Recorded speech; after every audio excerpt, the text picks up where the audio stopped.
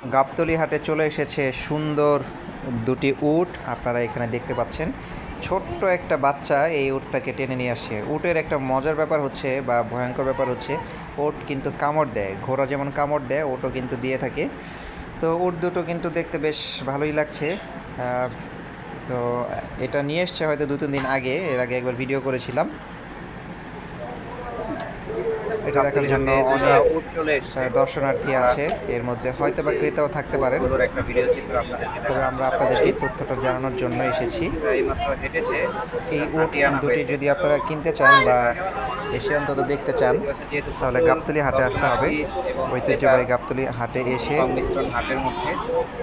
হাসিল ঘরের একদম সোজা অংশে চলে আসবেন। হাসিল ঘর থেকে একদম সোজা চলে আসবেন আপনি উত্তর দিকে, তাহলেই আপনি পেয়ে যাবেন। এটা শেষের দিকে যেখানে গরু আনলোড হয় ওই জায়গাতেই আছে।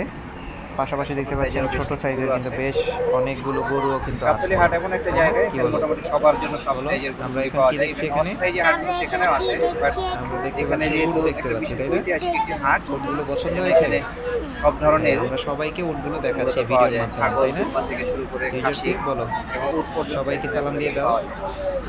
তো দেখতে পাচ্ছেন আপনারা আসসালামু সুন্দর আলাইকুম। পরিবেশ। তো ঠিক আছে, আমরা ইউজারশিপের সাথে আপনাদের সাথে বিদায় নিচ্ছি আজকের মতো। আল্লাহ হাফেজ। আল্লাহ